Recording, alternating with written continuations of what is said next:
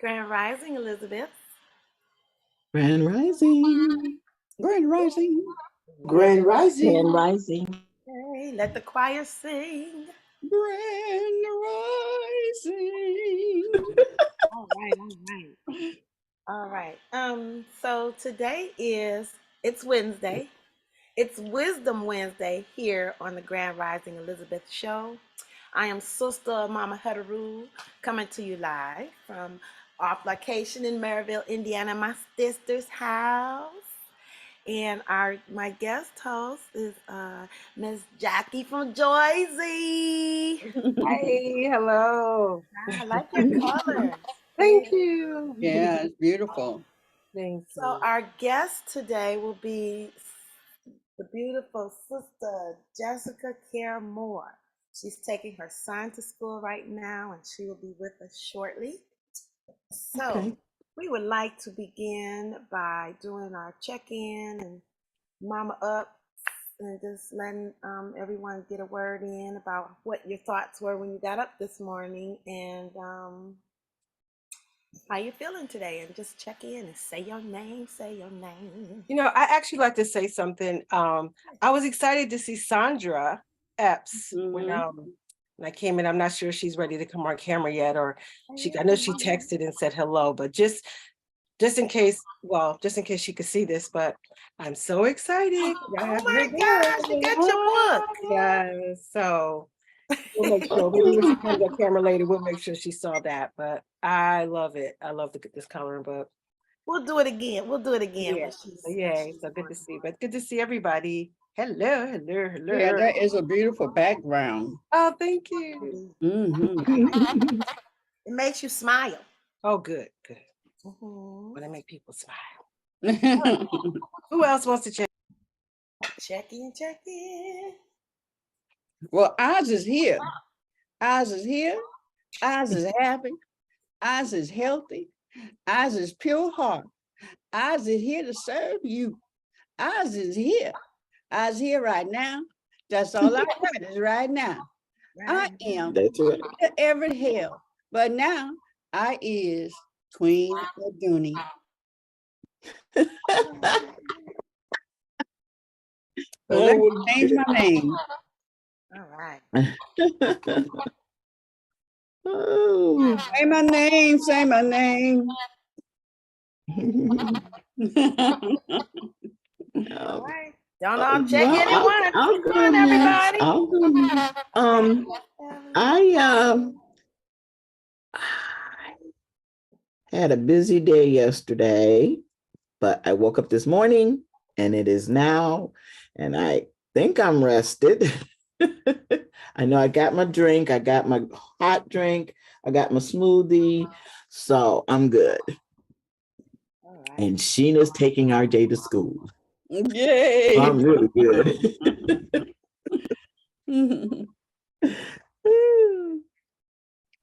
He's attempting to use a little gas on the stomach as a reason to stay home. Oh, didn't work, huh? No, it's not gonna work. Have some hot water, love. It'll be all gone. Okay, hot water. Okay, good. I'll put that in my remedy list. Dee says, I am in a great place. Last night, my little and I got to see the sunset, went on a night hike under the full moon and had a blast looking for owls. And got to watch the sunrise and play with the moon. It was beautiful. Wow. I like how she said, and I got to watch the sunrise and play with the moon. It was beautiful. Right. Thanks, Dee. Yay. My sister and I were riding in that moon. It looked like a big orange cookie. I'm like, come on, let's just drive a little closer. We could get to it just a little. Let's touch it. Let's just touch it. All right, sisters, come on, pop on in. All right. 5, 4, 3, 2, start. And Bridget, yay. Grand Rising, Queens. Grand Rising. Grand Rising. Grand Rising. Rising. I'm pulling it together slowly but surely this morning, but Mhm. it is an amazing morning.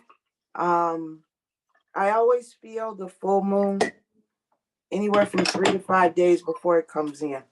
And I have been on a cleaning spree starting yesterday of throwing out old.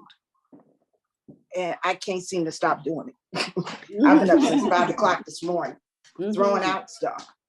I threw stuff away yesterday, and I got up this morning and started again and found some other stuff.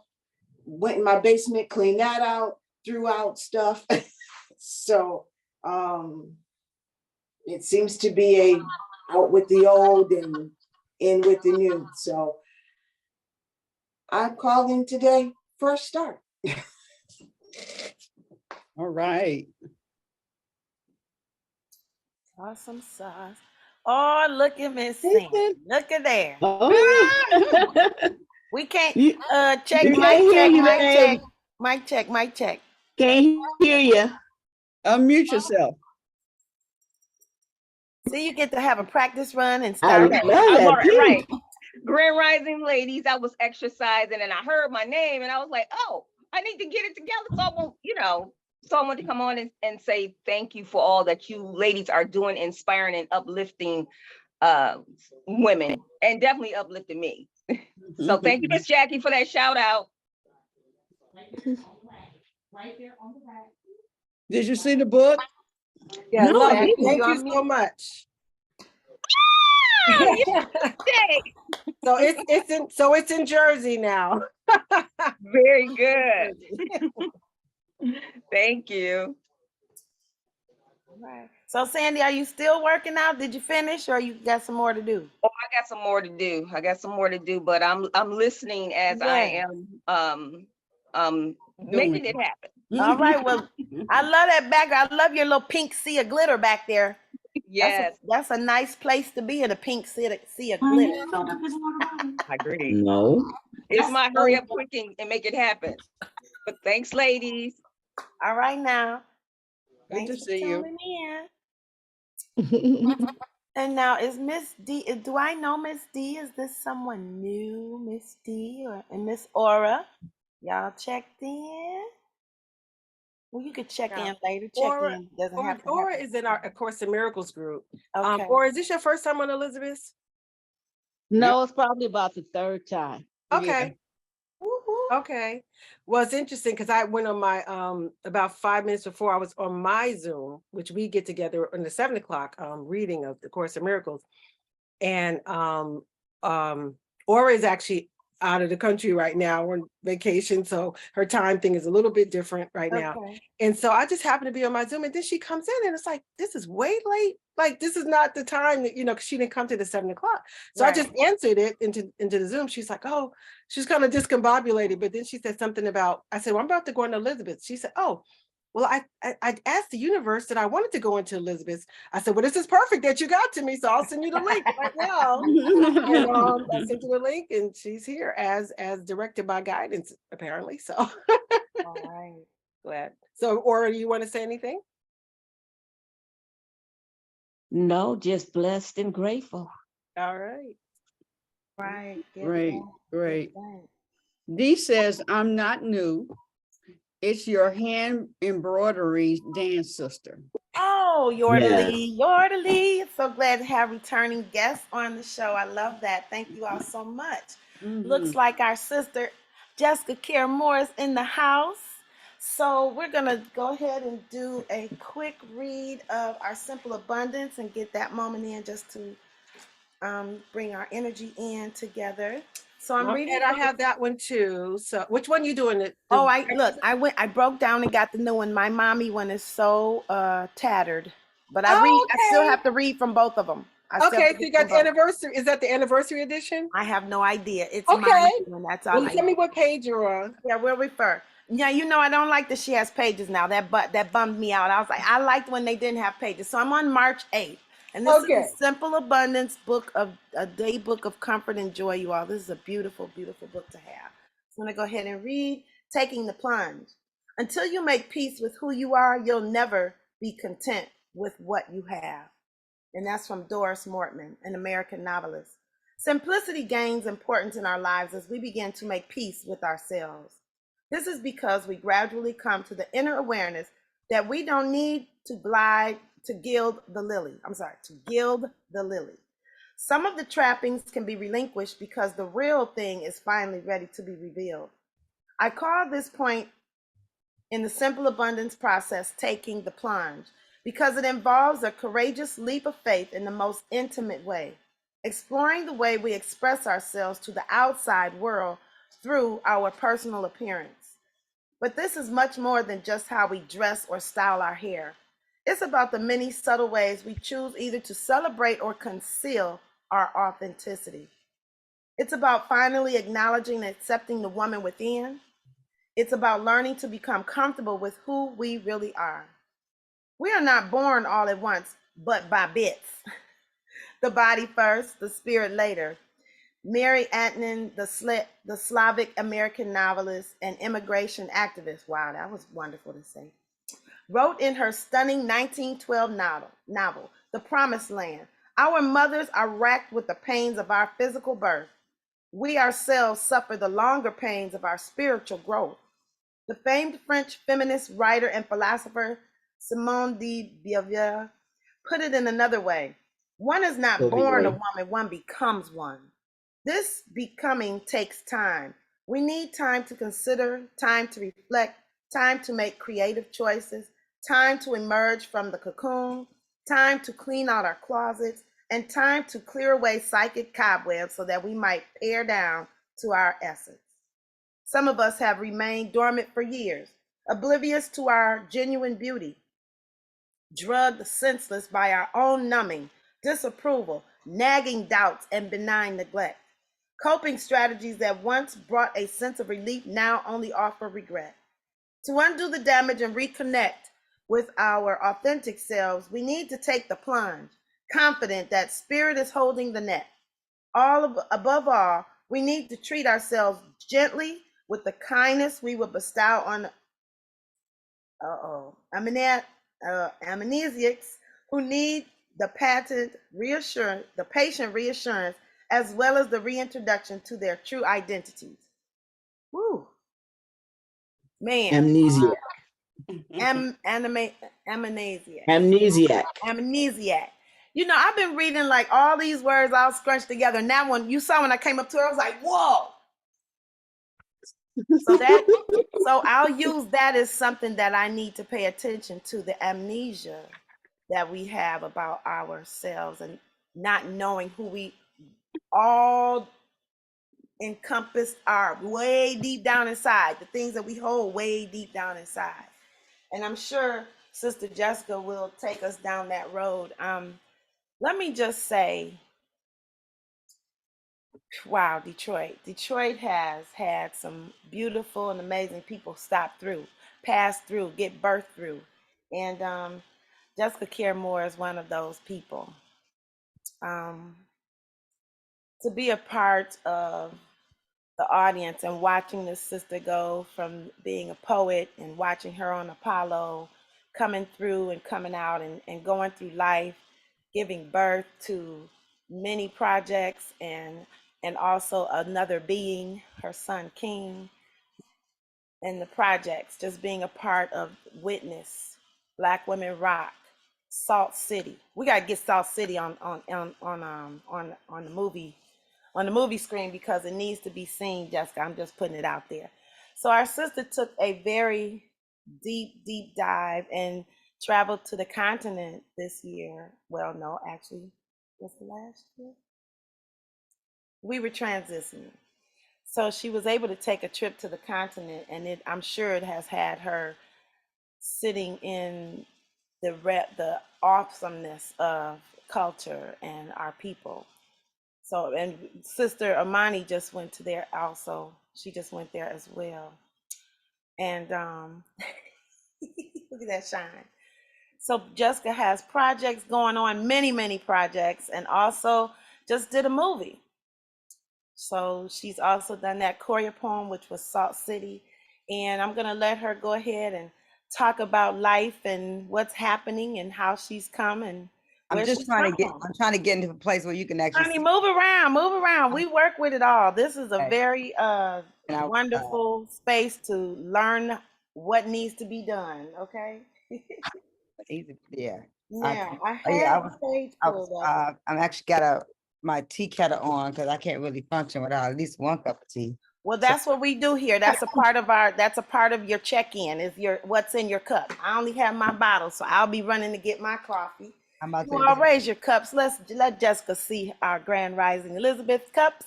We probably all have to go and get it. All right. Yeah, So I'm you gonna good, go grab. Jessica? I'm gonna go. Yes, I'm good. I'm gonna go grab my cup so my voice can be a little better. And I'll be right back. Okay. That's all right.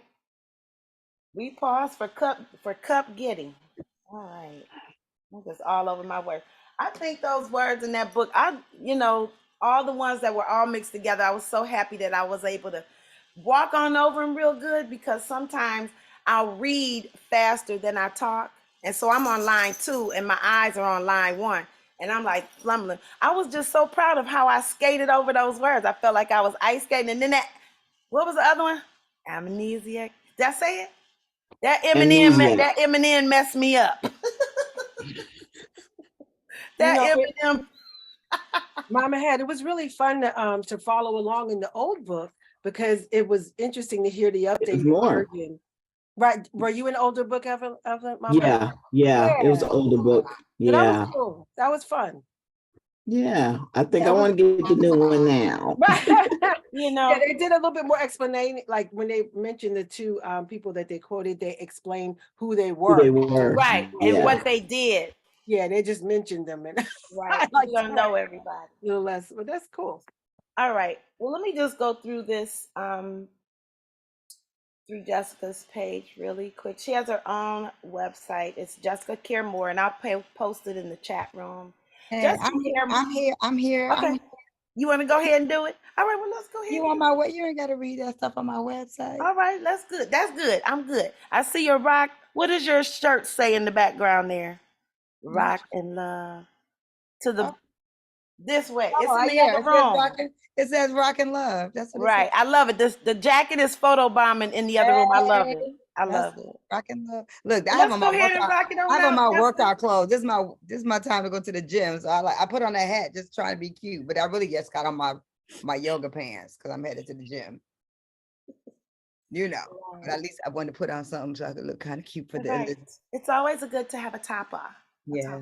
Good morning. Thank you for having me. We've been trying to do this for a minute. So I don't really do, Zooms at 8 a.m. God bless y'all because it's early to have on some fake up because I don't like to put on no fake up or nothing during the day. So I had to at least put lip gloss on or something, get myself together. All right. So welcome to the Elizabeths, everybody. These are the Elizabeths. These are women who are pregnant with ideas and passions. And when we get together, we make everybody's hobbies and talents leap. That's the short version. So Queen Aduni is our fearless leader, and it's because of her baby. This is her. We're being a part of her baby that has been manifesting since, or we'll say femifesting, since for how many years was it now, Queen? When you turned how young? 30 years, and this show will be 1 year old in May. So it's a 30-year-old feminization and a 1-year-old baby this year. Okay. So this is Grand Rising Elizabeth. So why the name Elizabeth? Ooh, good question. Go right ahead. Okay. In the Bible, after Mary was told that she was with child, she was told to go be with her cousin. And when she went, she had gotten, what was it called? The Immaculate Conception. Oh, yeah. So she went to go be with her cousin who had been barren and wasn't able to have children. And when she got there, she caused Elizabeth belly to leap. And so she was pregnant with John the Baptist. Am I right? It was John the Baptist was Jesus' cousin. Okay. You got So it, yes, got it, got so it. the women getting together made, one inspired the others Wow. pregnancy, if you will, Interesting. and cause the baby to leap inside. And so that's why we are a group of women who are all supporting and helping each other's passions and being intentional about learning about our gifts and making sure that we're using them and encouraging other people and other women to use theirs as well. It's so Beautiful. important that we have these dreams come out, because sometimes they'll sit inside and they'll get rotten just sitting in the space. They rot, or they just, they get crushed because we don't use them. So when we nurture and water and give earth to the things that we have inside, it encourages other people to say, you know what, I know how to do this, let me go ahead and do that. So that's what this is about. And that's why I selected to have you come, because we've been watching you do this and encouraging other women to, a lot of the women that you've gathered together, I'm going to speak about Black Women Rock, you've gathered together, have been talented apart, and then you brought them in one space together. I'm getting the goosebumps that are flying through my body right now, that have brought all of these powerful women to one place. And that's like bringing them to the womb, Jessica. You brought them to your womb and had them leap inside, and then boom, and explode and go do more and spread out. Because we get so caught up sometimes that somebody's doing what I'm doing. Put it together. Because the purpose is, what the goal is, to spread the word about whatever the focus was. Well, what I've learned as an artist and as a woman and over time is that, it's just not as much fun when you're just by yourself.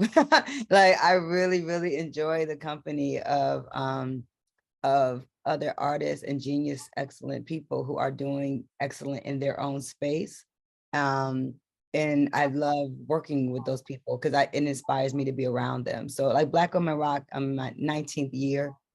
And it's deep because you're saying you get chills, because this year, I haven't announced yet, but unfortunately we weren't put in the budget of the Charles H. Wright Museum. And so we are not doing it in March, but I'm still doing Black Women Rock this year because you just can't allow one venue or one person or one person's budget to define whether your event happens. And I know how important this space is for these women. Yeah. And after 19 years, and I would think that, if you told me 19 years ago, I'd still be doing this right now, I would say, no way. And I did it at the National Black Arts Festival in 2004 for Betty Davis, who's now our fearless ancestor who passed away this last year. We lost her. And so I can't stop now, because now the Daughters of Betty has turned in, Black Women Rock has transitioned with Betty into Daughters of Betty. And so the concert is so much deeper than just a concert. It's nothing to do with a concert. It's exactly what you're talking about. It's about other Black women who I needed tribe. And I became very famous in my world very young. I was 22 when I did the Apollo, 22, 23 years old, national recognition, people stop me on the street. And it becomes that you think that, I guess that's nice, but it becomes a very lonely space too, because, you get, people don't like you because you are doing well. People, you know what I mean? People judge you because of what I had on at the Apollo, because I had on a wrap skirt and cowrie shell. So I have to always have on a wrap skirt and cowrie shell. So people have all these definitions of what they are, what you are to them. And that happened to me very young, trying to navigate all of it. And I decided to become an institution builder. And that's what, becoming an institution builder, starting More Black Press in 1997, and started publishing poets in New York City. And then Black Women Rock in 2004 became my second big institution. And so I started institutions to build around the art and use the people that know who I am. I wanted them to know who Mary Baraka was. I wanted them to know who my teachers were. I wanted them to know Sonia Sanchez and Audre Lorde and Jane Cortez. And so I used that Apollo moment to really educate a lot of folks about Black arts movement, about Harlem Renaissance. And so that connected myself as a child of the Black arts movement. So yeah, here I am, a poet in the middle of this rock and roll movement. And how did I become there? Because I was in New York City. I'm from Detroit, so I performed poetry everywhere. We didn't have a bunch of cafes to perform poems when I lived here. I performed at hair shows I was at Tree's hair show at the Fillmore with the, I was walking with a bird in my head with a big weed stage and doing like I performed poetry at Fishbones, like Stop the Music, you know what I mean, on the east side at some clubs. I knew the DJ. I want to spit a poem, like anywhere I could get on the mic. And definitely I was at the hip hop shop and the Rhythm Kitchen. So came up with like Jay Dilla and Proof and Slum Village and places where M would be around. And so I was a poet cutting through those spaces. But being from Detroit, when I went to New York in 95, I was like, I was unstoppable because I was like, look at all these opportunities, look at all these spaces where I can get on a mic and perform my work. And so I think that's the institution building became, because I didn't want to be like, because I became very famous in New York City, right? And, where a lot of other poets had probably already been doing it. And I wasn't a New Yorker. Here I am, this little Black girl from Detroit, and came and just, just did the damn thing on 125th Street. And that was a spiritual thing that happened because my daddy had just died in 94. And I moved to New York City only because my father had died. Because if my father was alive, I never would have gone to New York City. I never would have left my daddy in Detroit. I would have stayed in Detroit till my daddy wasn't no longer here. My daddy died young too, 69. He was passed away. And so he died. And then so nothing stopped me from leaving. My mother couldn't stop me from going to Brooklyn. And I was like, I'm out of here. And because I took that leap of faith, I had my one check from Channel 50. I was working as a news writer and associate producer for Channel 50. I was still an undergraduate student at Wayne State University. I had like a $700 check. And that was enough for a shared room, which is something I never knew what that was. A share with a share. I looked in the Village Voice, and this sister Patricia, this Jamaican sister, had a room that was a 2-bedroom thing. I don't know if it's an apartment. 2-bedroom. We shared a little kitchenette. Maybe there was a little dining room table. It was nothing, but I stayed right on Horton Skimmerhorn, and I stand on the corner of that street now. I don't even recognize that street in Brooklyn anymore. Wow. And moved there, and my life changed very fast. And so when things happen very fast, like for me, I have to slow things down in my own world so that I don't get overwhelmed by the fast thing that's happening. Because people have been telling me it's my year for like 30 years. Every year is my year. This is your year, Jessica. I'm like, every year is my year. And someone just yesterday told me, oh, you're doing big things. I was like, I never do small things. And so I'm always doing big things. And so this is just my life. It's a continuum of this is what I'm doing. I'm a longevity artist. I'm not here for like, Black folks like us to blow up. Right. I'm here to blow up. I'm here to like build institutions around this thing that I do so that I can help other people. So Black Women Rock I've watched these women, some of them grow inside of this institution.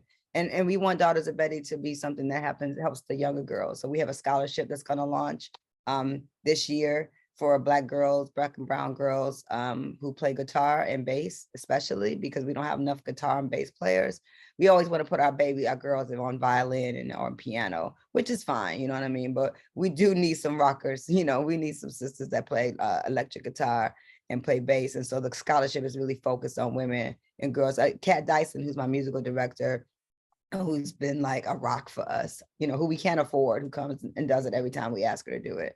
It's like, the instruments are not bracelets. They're not cute things. They're an extension of your arm, And so we want to make some fierce Black girls coming out of this Detroit Rock City who play electric guitar, who can play bass, and some of our sisters who are talented and who can write and read music. We want them to learn how to be with the Holy Ghost and be able to improv, because I've had some young Black girls who could play, with the orchestra, but can't play with us because they don't have the soul is gone. They know how to read music, but they don't know how to get funky. They don't know how to get open.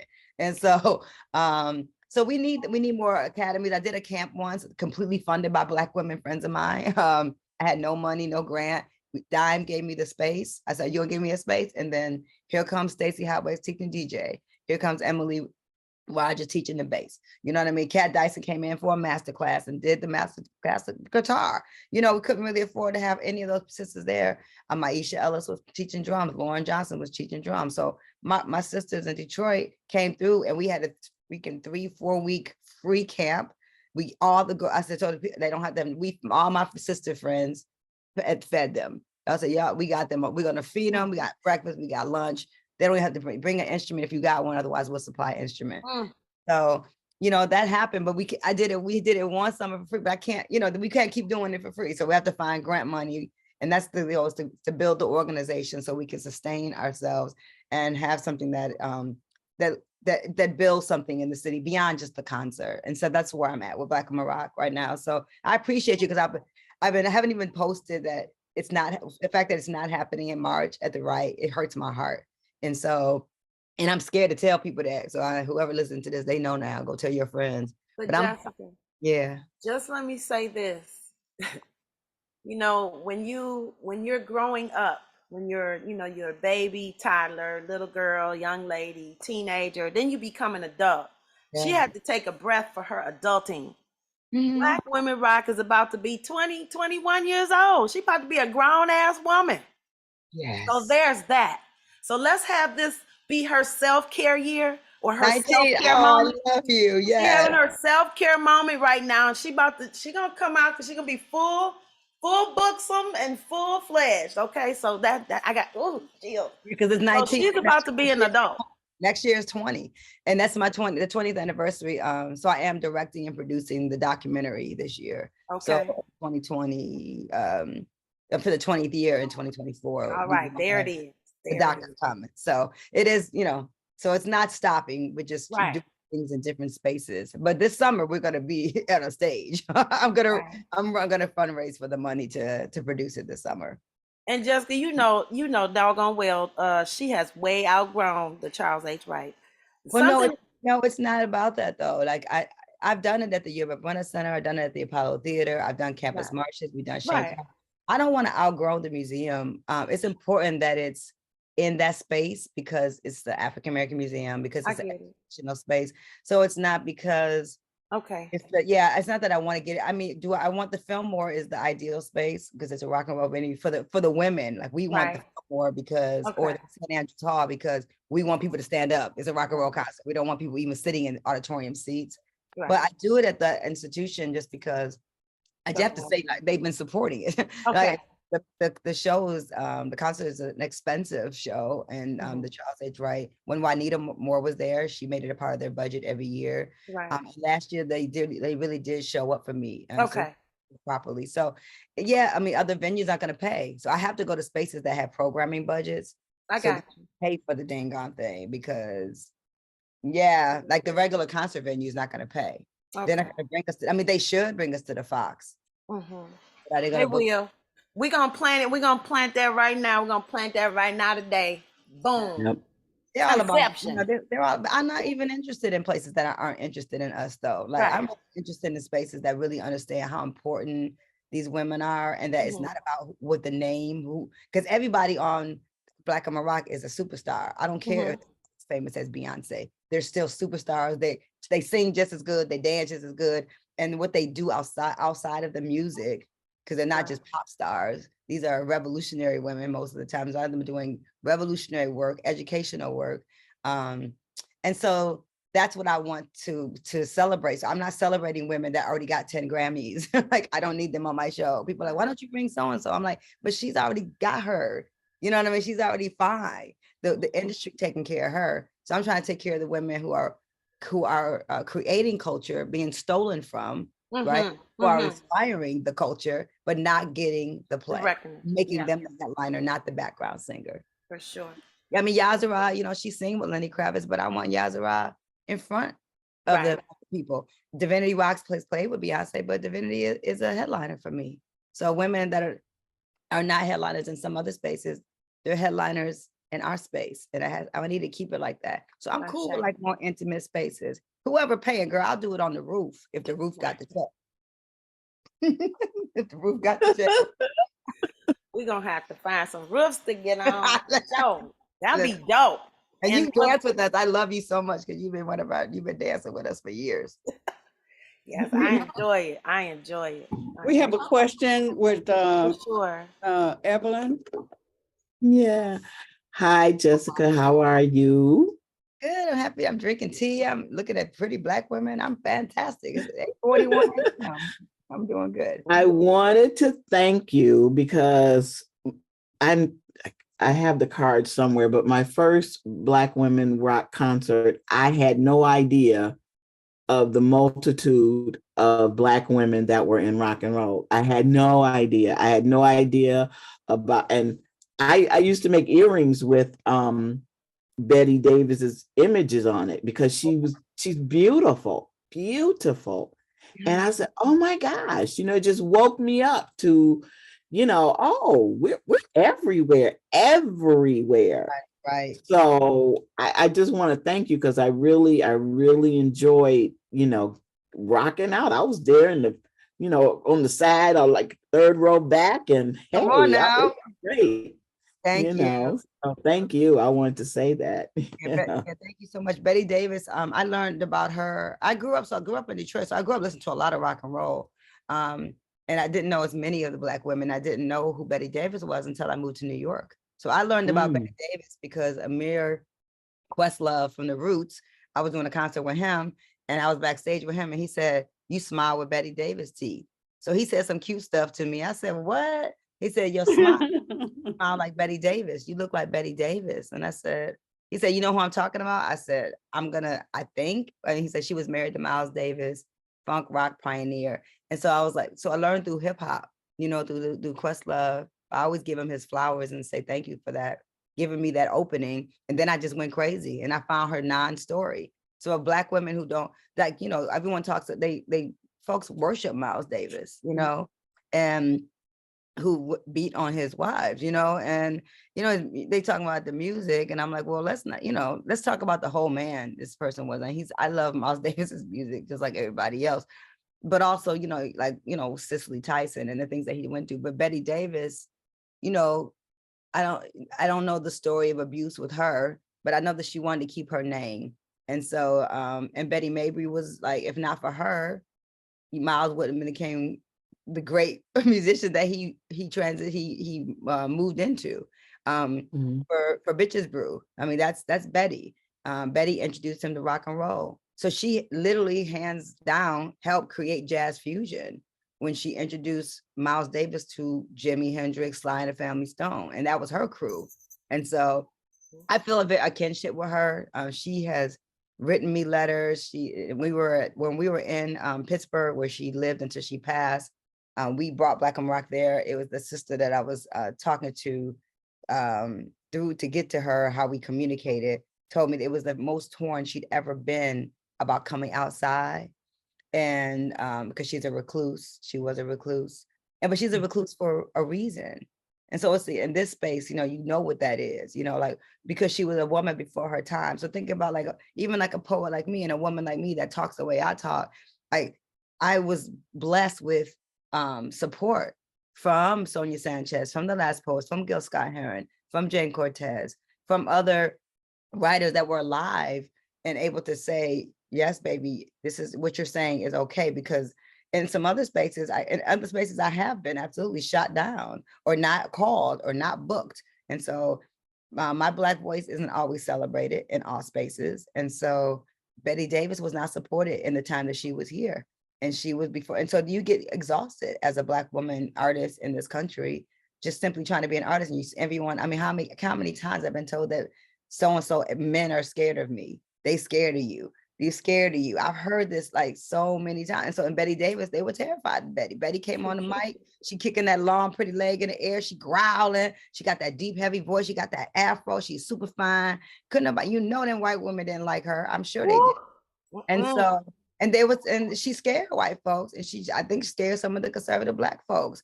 The church didn't know what to do with her. And so all that conservative mess, that's all European mess, that we put into our own culture and ruin people's lives. So she really should have been, she deserves to be in the Rock and Roll Hall of Fame.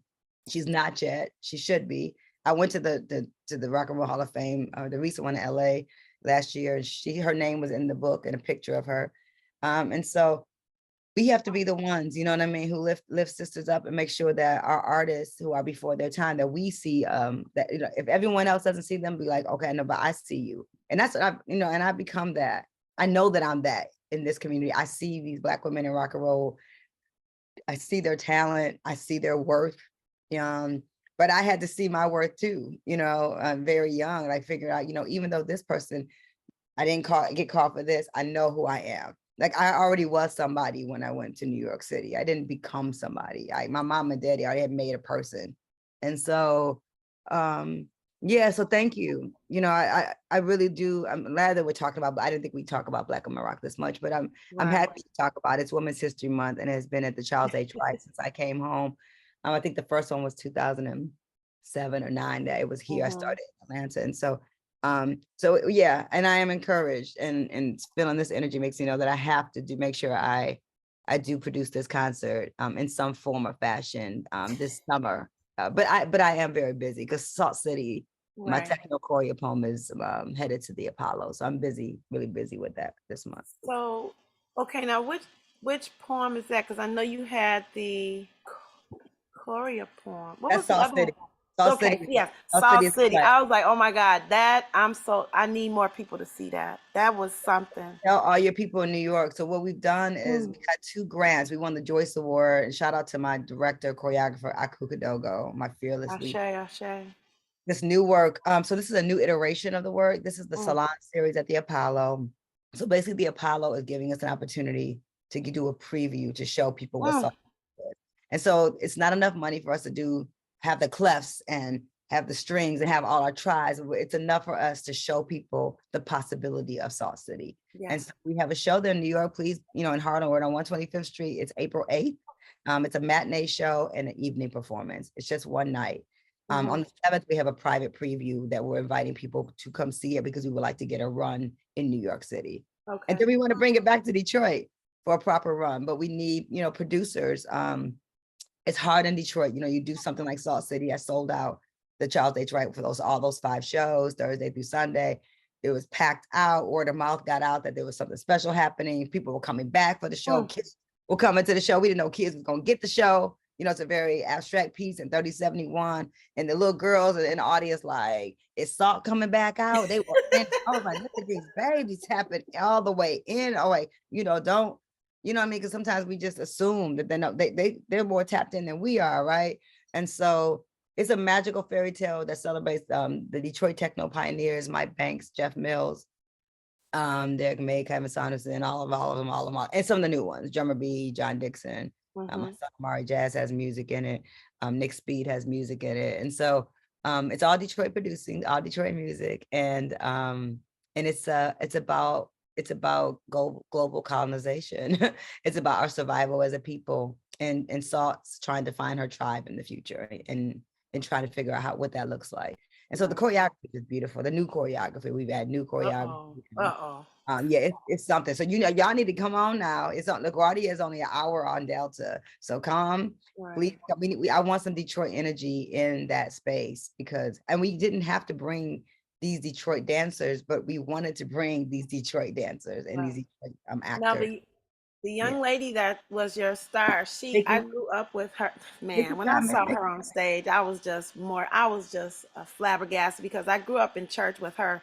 I knew their father, their parent, her grandfather, her mother, her brother. Oh my gosh, her sister. No, I know all her sisters. And so, they're all my girls. And so Mickey is coming. I had to do it because, we could have cast it in New York. Right. So like they know what I'm talking about. Yeah, they're from Detroit, Flint. They know what Salt City is. And so energy wise, we wanted to bring who we wanted to bring. We got our brother Chris and Taraji. I mean, he's great.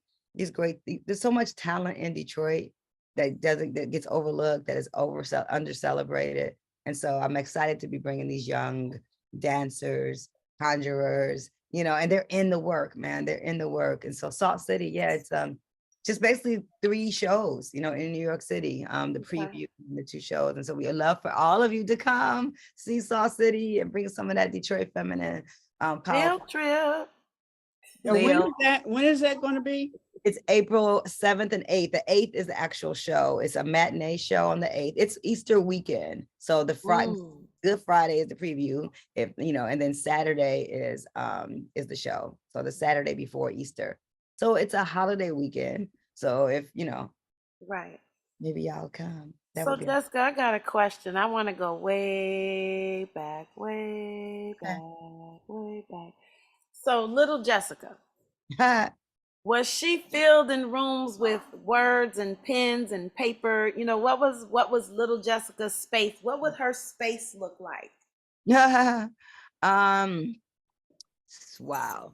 My mother ate books, like literally 8 books. And I'm a speed reader. I read really fast. I was surrounded by, first of all, it was like 4 of us in the house. So I had, Jessica was always running from her big brothers. And I had a little sister, Lisa. And I have 5 brothers and 2 sisters all together. But in the house, the last 4, my mother and father's children on the west side of Detroit, my house was noisy. We're just talking about the other day how we shared like a bathroom. I'm like, how did we even do that? And with my brothers and my sister, I don't know how we did that, but 6 of us in the crib. But I grew up on a block on Water Timing full of kids. And my space was, I was a little, I don't know, I was a little ragamuffin. I was like, I used to be outside every day. I mean, it was back in the day when we used to actually play outside. So but as far as books and writing and stuff, I was very dreamy. I was very dreamy. I was very clairvoyant when I was young. I was weird, but I was an athlete though, because I have brothers, and I played basketball my whole life. From the backyard, we had the hoop in our backyard, so I grew up playing basketball, played baseball. So I was an athlete. I mean, I had my hair pulled back in a ponytail more than not, like most of my life until like my prom. Even in high school, but I was writing poems in high school for sure. But grew up in just like a really noisy kind of big family environment. And I was just one of the I was very little, you know what I mean? I was little and short and scrappy, and an athlete. And so, but yeah, writing was like, Ntozake Shange's work came to the Black Box Theater at Cody High School and pretty much changed my life in 11th grade. Susan Story was my drama coach. And when I saw For Color Girls, I was like, what is this? What is this? And I was like honors English student, but I was only learning about Shakespeare and Emily Dickinson. I wasn't learning about anybody Black. I didn't learn about any Black Harlem, Black Renaissance writer. I was learning about Black arts movement. They weren't teaching me that at predominantly Black Cody High School. And so I went to the library on Joy Road, and I found Dudley Randall, the Black Poets anthology there. I found Ntozake's work. I found Sonia Sanchez. And that Dudley Randall, that Black Poets book was very, very important for me, because I went through and found all those poets who were in the anthology. I went and found all their books. So Larry Neal, I found, the writers of that time. I fell in love with Mary Baraka's writing. I felt a kinship to that writing in a way that I had not felt connected to, like Emily Dickinson or even a Shakespeare and Walt Whitman and Robert Frost and all the dead white men that they made me learn, even as a Black girl poet off Joy Road. Why am I not learning any Black women writers? Why am I not learning about Black women poets outside of maybe Maya Angelou? I think that might have been the only one. Right, yeah. Right in the city. I mean, so many people, like you said, right in the city. Well, the curriculum is the same now. It's the same. It's 2023. These kids are still not learning about, they're not learning Alice Walker. We're not teaching June Jordan.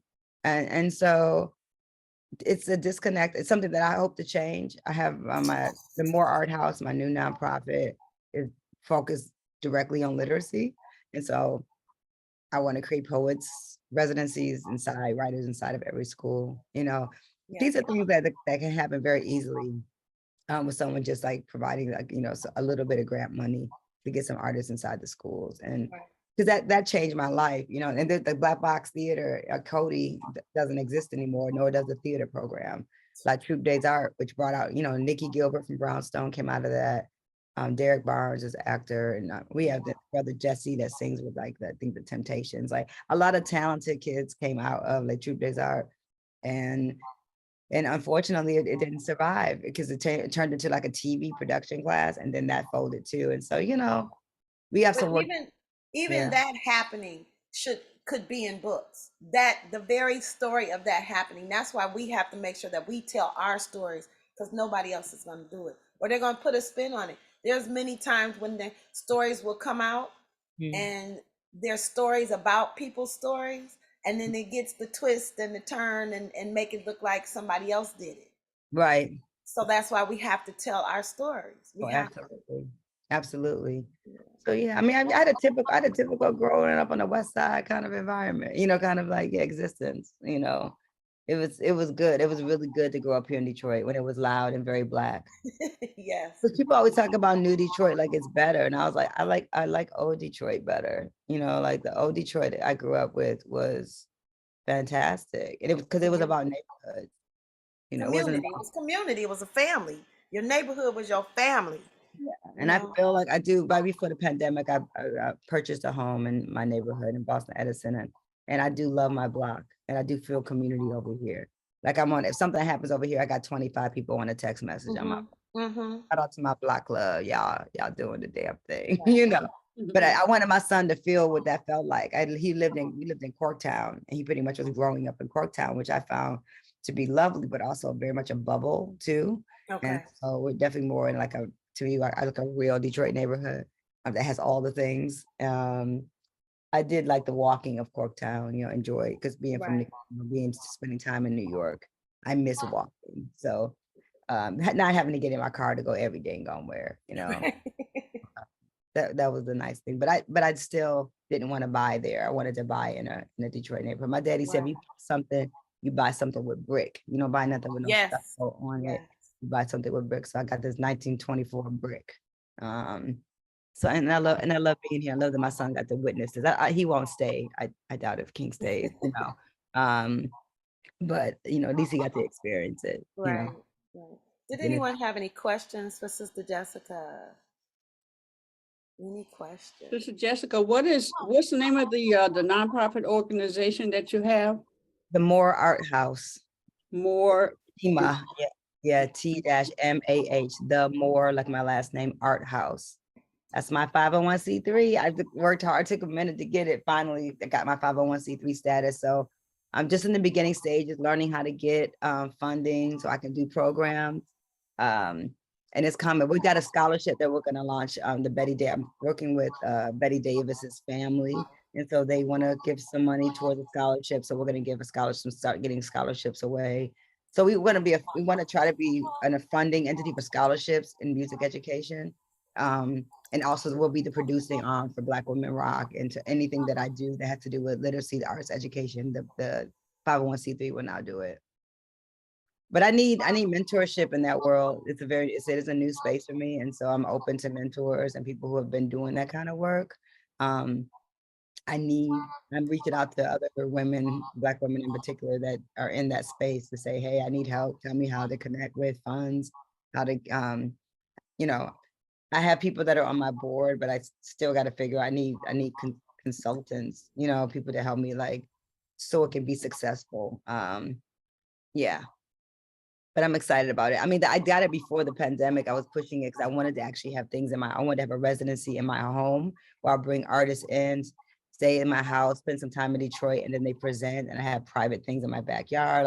I wanted to do things inside communities, inside neighborhoods, which is why I call it the More Art House. And so that, because there's artists all, here, we live in homes, we live in real houses, and it'd be nice to be able to go to the artist's home and and get to have intimate talks and Q&As and things like this in a real space. So this is what our homes and our neighborhoods were like back in the day, because this is all we had was our homes. And we entertained in our homes, and we had rent parties and paint parties and things of that nature to congregate and fellowship and be together. Because that's all we had. We couldn't go nowhere else in some spaces. That's right. Right. So you want to be in a safe space. So Jessica, just what you just did, that expression, you just did Elizabeth. That's what Elizabeth is about. Okay. Yeah, I mean, I do that. I do parties, and I've been, but I've had a lot just right before until pandemic, 2020 shut down. That's what the house became. I was like, okay, I got this house now. I got to put people in it, and we got to food and do fire pits and do jam sessions, and that was the whole point of having the space, Right. I'll be doing Oye Wole in New York City the whole time I was living there, and still does it every Sunday at his home. To anybody could come to 110 Morningside Drive in Harlem. You don't have to know. All I have to do is say, okay, Queen Aduna, you want to go to Boone's house? This is the address, this is the time, and you just buzz the buzzer. Right. Who does that anymore? Right, know. right. But yeah, I watched my Baba Abiodun do it for years, and I just, and I bring all my friends over there, and he'll feed everybody. It's no question. You don't have to bring nothing. You just show up. It's fine. You want to bring something, okay. If you don't, it's okay. You gotta share your poem though. You gotta sing your song. You gotta talk about what you're doing. You gotta share in that way. Right. But you don't have to bring, and you didn't have to know anybody. It was we need more of that. We need more of that. Right. But the coming and asking people to bring their talent and come and share what they do and come and Yeah. teach and help spread that word. And, if somebody hears a poem or somebody sees somebody do a gesture, Yeah. and it encourages them to open up their door. Oh, I have that talent too. And come on. So that gathering, that's that special part about the Elizabeths, is that we encourage others in passions and ideas and getting them out there. Don't start. I have my niece and nephew grandpup, so they're getting ready to get started because I'm talking just because. Okay. So our space over on Ewall and San Juan, that's what we've been doing every Saturday. Baba would power up the music and play I'm a Piano Sounds on the corner. We do bonfires every Saturday when it was nice outside. We just kept it going, and people came from all over the place to come and share. But having that space for us to come and share love and let people see that we are community and we fellowship and we can have a positive time and grow with that. That's what the purpose of it is, to bring your talents together, see what you can do and make something happen and make something else grow and go and spread out. It's like a spider web. I don't know if they start in the middle or spiraling in and spiraling out, sharing and loving and making sure that other people know that this is possible. We're not there are some stances about what we are and who we are, but we know the truth because we're in the trenches and doing the work. I'm going to hold on now because my babies are going crazy. Well, I could take a moment because I do want to tell you, invite you all somewhere. I do have something coming up. I'm curating at the Car Center. The Car Center has now moved, if you don't know, into the Park Shelton. And so they're one of the few Black spaces on a very white strip in downtown Detroit. And so I'm trying to get people to, and Park Shelton is definitely not a Black space either, but they are a Black space inside of the Park Shelton. They have infiltrated this space and made this gorgeous performance space, very intimate performance space with a stage and an art gallery. So it's where the Peacock Room lives, and Frida, that store right across from the DIA on Woodward and Kirby. That's where the Car Center is now. And I'm curating something called Vibe Sessions. The last one was sold out. It was amazing. And the one we have coming up, I have this brother, Heston Francis, featuring with a full band. He's a great singer-songwriter that I've known for many years from Atlanta. He's coming in with full band. And then Drake Pfeiffer is spinning, and myself and Kenny Watson, who was just at my home a few days ago, man. My home doesn't feel like my home unless my artist friends are in it and we're creating. And so since pandemic, I haven't seen this, my dear friend, we realized we hadn't seen each other except in the airport once in like 3 years, which is unheard of. This is a person I travel with, done lots of shows with, know his family. But Kenny and I are doing an acoustic set. So we're going to be performing together for the first time since before the pandemic. And so I'm just excited about that, just to be able to share space and to create with my brother, who we should have albums out together by now, but that's coming. But pandemic put a lot of hold on folks, and so real life people with kids who had to focus on their families and figure out how to make money when you make money with art. So me and Kenny Watson are performing. It's on March 18th. It's at the Car Center. If you go to thecar.org, you can get the tickets there. You should get them now because it sells out very quickly. It's like 110 people and we're sold out. So going to sell that out really quickly, but the prices go up. It's a donation-based pricing system. So it's early now. The tickets are probably like $10 or $11, but they will go up to $25 and up, before the event. So we want to get our tickets early, but it's called Vibe Session. So it's about a vibe. It's just good energy. And so we have a DJ set. We have Tito's vodka. I don't drink it, but we have a Tito's vodka punch for folks who want to partake. And people seem to really enjoy it the last time.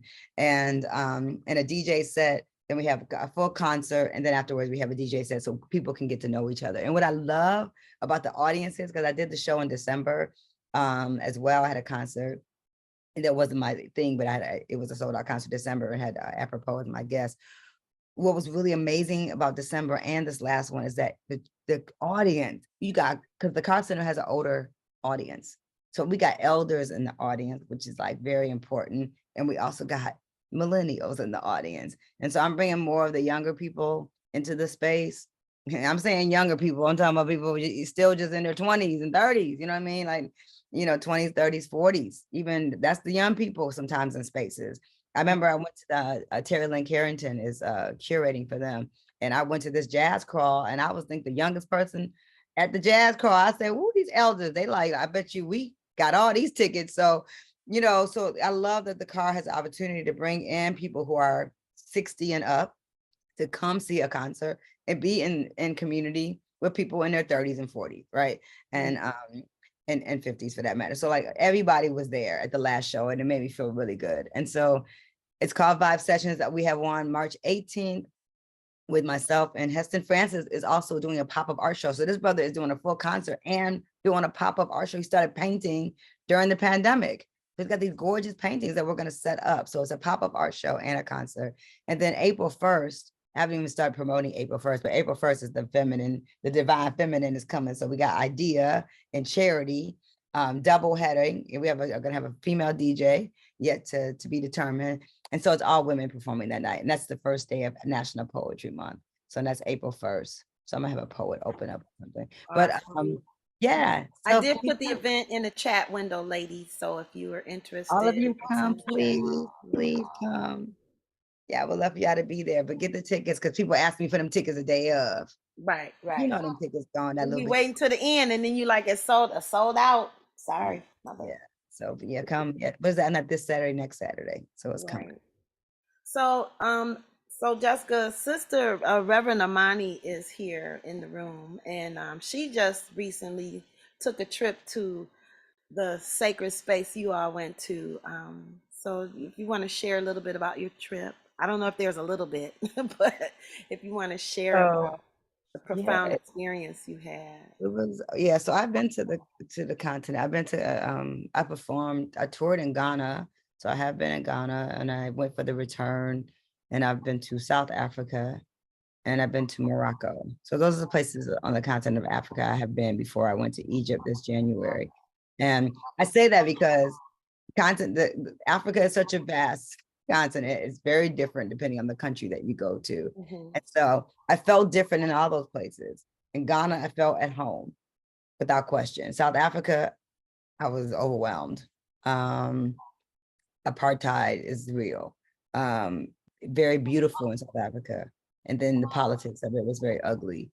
And so, it's, how I look, how I walk, all of those things affected me in those spaces in different ways. In Morocco, I was hijab down and fit right in. And I like to, I shop there, but Egypt, I didn't know what to expect from Egypt, except, okay, I'm gonna go see the pyramids, and my son was with me, a 16-year-old. It's the most fun he's ever had on a trip. What I mean? Or he out loud said, "I'm having fun here." Like he was climbing, he was getting me in trouble. He was climbing Imhotep's pyramid. I said, "King, if you don't get off the pyramids," he was trying to, any place that said you can't come here, he was trying to go. I'm surprised we didn't get kicked out of Egypt, but Egypt has not left me. Like those tombs are full of I was overwhelmed to almost move to tears, like looking at, like being in Luxor and you're looking up at these statues that are like to the heavens. Like they were just building to the heavens. And I asked my son, because I wanted to know his perspective. I said, why do you think? I've seen lots of pretty things. I've traveled. I've seen some pretty things. I've seen some structures, right? I've seen the Eiffel Tower. I've seen, seen things. I said, why do you think I'm sitting here and I am in awe of something that was made 4,000 years ago? And I said, why aren't we making things this way that like blow people away? And my son said, King said, because of capitalism. Oh, did the baby? King said, because of capitalism. I said, really, King? He said, yes. He said, because what artist is gonna, because artists want to get paid, and no artist is gonna build that unless it's a paycheck. And that's a lot of money right now to build something that large. And he's like, so they weren't building for money. They weren't motivated by money. They were building because they wanted it to be here. Purpose.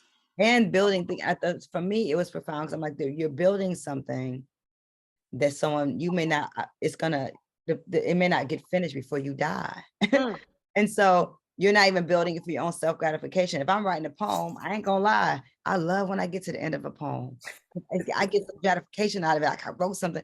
Imagine if I was like, sis, I'm gonna write one poem. For the rest of my life, I just got one poem left, and I'm gonna work on it until I'm done. And that's it, y'all. That's all y'all get from me is one more poem. But it's gonna be the greatest, most epic poem of all time, right?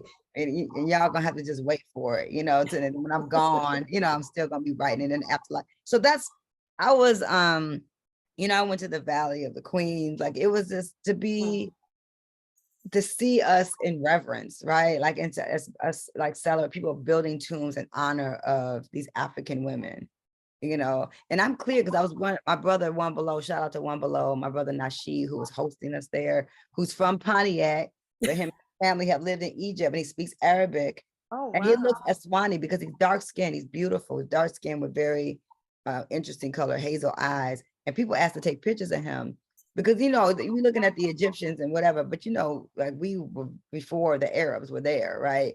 And so the people who built the pyramids look more like him than they do look like the Arabs that are mixed with the African and Arabs who are mixed together. Wow. So the only thing I regret about Egypt, I didn't get to Aswan, and I have friends that are headed there now. My brother was just there. My brother Johnny, actually, his wife just got back from Egypt, so we haven't even unpacked that trip.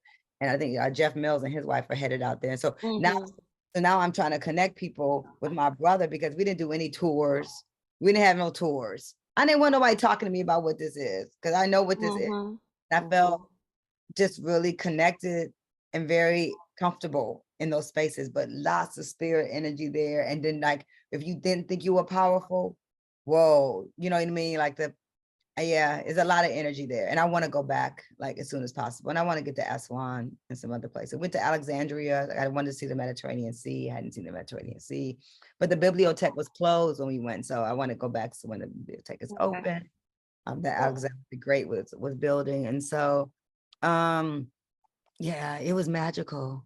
And it was just magical to see my son, people go their whole lives and never see the pyramids. Mythological, magical thing. And then to my son at 16 to be able to witness it was really profound for me, and how much he was like, he felt so free there. He would just be walking and I could be called for him, like, come back. And he was like walking just walking towards the pyramid. Like he was just, it was special. It's a special place. And it should be on everyone's list. But we do talk about Ghana a lot because most of us have roots in West Africa. And so I get that part, but listen, that's us too. I was just gonna ask, does it, like me looking at and seeing people looking at the structures that are there, I'm thinking, is it better to like lay on the ground so you can like really take the height in, as opposed to standing and, breaking your neck? Probably all of it, all the angles. You know what I mean? Like all the angles. But yeah, we definitely were breaking our necks a whole lot. Like, oh my God, it's a wonderment, I mean, I get why people are like, who built these? I couldn't have, but I think our science and our math and our astrology, was far more advanced then than it is now. And think about technology, like, and I think Saul Williams just recently, the poet, said on a panel when he was talking about Slam, the movie, the anniversary of Slam, said, we are the technology, you know what I mean? And I would add to that, like we are the magnificent machines, right? Like the human brain is truly extraordinary. And then you're tapped in when you got your head connected to some heart and your spirit, and you know exactly who you are, you can build anything. I mean, I've literally built my life out of my imagination. So I know it's possible. Like it's had ebbs and flows. It hasn't been a perfect life, but it's definitely been the life that I chose for myself, not somebody else. Right. And so no one told a Black girl from the West Side of Detroit that she can poet for a living. No one gave me permission to do this. I decided That's what I'm doing. Mm-hmm. Decided I'm gonna go perform at this space. I want that spot. I want to perform. I belong everywhere. Detroit. I just performed with the Detroit Symphony Orchestra this weekend. That was on my list. I'm gonna perform with the DSO because I should, you know, because all the spaces are mine, not just bookstores, not just insular poetry events. No, I want DSO. I want the opera. I'm working on a full-grown opera now. Wild Beauty was my experimental opera that I'm still developing and need to record. But I want to write a full opera. I already know what I want to write. I just want to talk. I can't talk about it yet, but I'm gonna write it. So I'm like writing libretto because I feel like nobody told a little Black girl that she could write libretto, So and I tell all the Black girl kids I'm in front of, I say, guess what? Y'all can write libretto poetry. It's just poetry. So you could tell stories and have people sing the songs and sing the opera. So, because they rename things and put it in other packages so that we don't know it belongs to us. So that's how I feel about the pyramids. Like I went there and I was like, okay, this is ours. Our people built this. The ancient Nubian African people built those things, right? And so, yeah, and that they're still there. It's crazy. And just to be on the Nile River, because when you use your imagination for your life, that's the way I have, you forget that you haven't been places. So I have used the word the Nile River. Come on, everybody that's African centered has said the Nile River. We talk about it, but have you actually looked at the Nile? Have you ever seen the Nile? And in some spaces, the Nile got garbage in it. The Nile, I'm in Zamalek and I'm looking at the Nile, and I never imagined seeing a piece of garbage in the Nile River. You know what I mean? So how some of the Egyptians culturally are not taking care of Egypt in the way that, I saw lots of poverty. I saw a lot, you know what I mean? That wasn't pretty, where you kind of they assume that people are gonna come to see the pyramids. So they're gonna get their economy off the tourism. So you don't got to take care of the people that are there. So there's definitely like the pound was suffering. I was giving away a lot of money like there. And my friend was trying to tell me to stop. And I was like, but how do I not? We're eating once you get there, it's very inexpensive with the American dollar. But the Egyptian pound is just like not doing well. The economy's not doing well, but you see the disparity, and what's great is I was with my brother Nasheed, so I got to go be with the Sudanese community and eat Sudanese food and be with those folks. And so that's a different experience that people don't have when they are on a tour. You don't go to there. You just sitting up in this little spot, having some tea, eating some rice and some beans and some fish, you know what I'm saying? Chilling. Like my son got to experience all of that, right now. I think it's called the Tut or something. Trying to get rid of these little cars. It's very, I guess it's unsafe, but we was riding on them. And whatever, you know what I mean? Here it's like we got seat belts and fire alarm. We got all the things. And sometimes it's good just to like not have any of that, and we still survive, And so Egypt was all the things, because Zamalek is like, Manhattan. So we're staying at one of the part that we stayed in in Giza, and we also stayed in Zamalek, and we stayed in and went to Alexandria. We went at Luxor. We wanted to have different experiences. But there was a very happening nightlife. Like, so that's something in Egypt I didn't expect. You know what I mean? It's like coffee houses and lavender lattes and art galleries, and you know what I'm saying? All the things. I was just listening to Talib Kweli's new record, Liberation 2, and he's got Seyan Kuti's on a song, who I love, Seyan Kuti. And there's one of the rappers that's featured on the album saying, that Africa is not just a jungle. This idea that Africa is just a jungle with animals, you know what I mean? No, the Africa I've been to got coffee houses and latte. So, y'all tripping, acting like Africa only got giraffes and elephants or whatever, you know what I mean? And you're like, romanticizing of what this place is. These are real people. I met some great college students. I found a bookstore, of course. Nefertari is this great place that has like great lotions and oils. I got good body scrubs from the continent. So back to Egypt. Egypt is on the list to come back to, but I know it's not cheap to go to these places, but it's worth it. I don't spend my money on for a lot of frivolous things, but I do. Well, I buy lots of hats, but I spend my money on traveling. I have definitely blown money. If I'm gonna blow some money, it's to take my son out of here. Yes. Yeah. Yes. It's an investment. Travel is an investment. And I'm like you, when I go out of town, I don't want to be at no hotel. Sometimes when you're traveling with a group, they want to go to a hotel. I meet a person that works at the hotel, and I'm going to hang with them because I know they want to come to work tomorrow. So I'll go hang with them. and go experience the land and the people. I don't want to go to a place out of the country and go stay at a hotel eating the same food that I got at home. That's to me, that's ridiculous. Yeah, well, I can't say that even the Egyptian hotels, you definitely get Egyptian food. Like we was eating good, but I mean, it was better at the places because now she knew, One Below knew where the local spots were, where the local food spot was, that kind of thing was everything. But I can say that we ate good. The hotel, the breakfast buffets were nice and they were different. It wasn't American bull BS food. You know what I mean? We had to go, what's this? What's that? You know what I mean? So it was, yeah, man. Egypt. When you go, let me know when you want to go.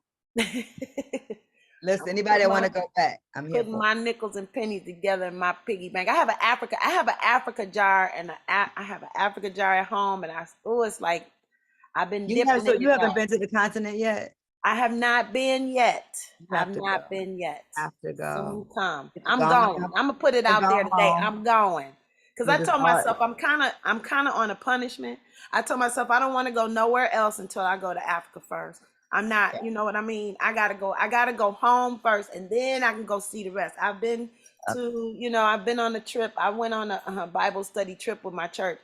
I only spent, I think I went to one Bible study and I went to one meal. The rest of the time I spent with the people on the boat that, are from the islands. Where were you? That was a cruise to Bahamas, but that was the Bahamas, and I didn't realize that that's still an American space. They have a piece, that blew my mind. That was my first little trip without my parents. Really? Yeah, and then I went to Jamaica. I've been to Jamaica twice. Once we went to and stayed at a hotel. The second time we went, I go every year to Jamaica. Yeah. So the second time we stayed at a woman who had a bed. It wasn't called a bed and breakfast because she wasn't making breakfast, but we paid her to make breakfast, and I ended up, she would go shopping. We didn't go to the store. We went in the backyard. We went in her yard and got everything we needed. When they needed fish, they went out to the water. I didn't do that. But I would work and I would get up with her, and she taught me how to wash my clothes. She said, that washing machine y'all doing, that's it's not the truth. And so she taught me how to wash my clothes and how to cook, food from the land. And we didn't go to the market. We didn't have to go to the market. Jamaica, but to experience the people. I don't want to do a hotel. I stayed in a woman's home, and me and King stayed in a woman's home in Kingston. But we met her in Jamaica. I was performing in Calabash, and she liked my work, and she said, if you ever want to come stay in Kingston, you can stay. Me and my husband have a house in the hills. You can come. This is a stranger. Yeah. We went, and she did exactly. A King was so spoiled every day. King has to have the fruits, and she going outside to get the whatever we about to eat, and it was amazing. But she was spoiling him up so bad. I said, don't get used to none of this, because you mama clearly, because he had to have fruit before he even had, there were like levels to the breakfast. I was right. But Jamaica's one of my sanctuary places. Okay. Almost every year to kind of regroup, and COVID, stopped me. But before I went to Egypt, actually we went to Jamaica. January, I take a break month to my self-care month, because I'm exhausted now, already in 2023, because I'm so busy with so many different projects. So I'm just trying to take care of myself. I went to acupuncture this week, and that was really good for me. And going to the gym about 4 times a week now. That February has become my get back to myself, because I get caught up with people and love and all this other stuff that's outside of myself. And then got to put the mirror, make sure I'm focusing on me more. And so yes, taking care of myself. But Jamaica is one of those good places you can go. Right. Regroup. I said it's a good restart place. Yeah. So you, Elizabeth, hearing this self-care, are you all listening to the self-care, the mirror, the self-care, the travel? Important. Yeah. Right. You run out of steam, Yeah, you gotta, when do you replenish, especially mothers? You have some women that aren't mothers, but they're mothers to the community. When do they sit down? They're always available. There's somebody you can always call, but when do they sit down to replenish and revive themselves? And I love that you talked about the stepping out on faith, because that was what we talked about in our reading today, taking the plunge. You know, simplicity gains importance in our lives and as we begin to make peace with ourselves, stepping out on faith. I mean, absolutely. And then and saying no, like I had besides this morning, I've canceled 2 other things today so that I can go when I leave here. I have a phone call I have to get on, and then I'm going to the gym. I'm going to the gym.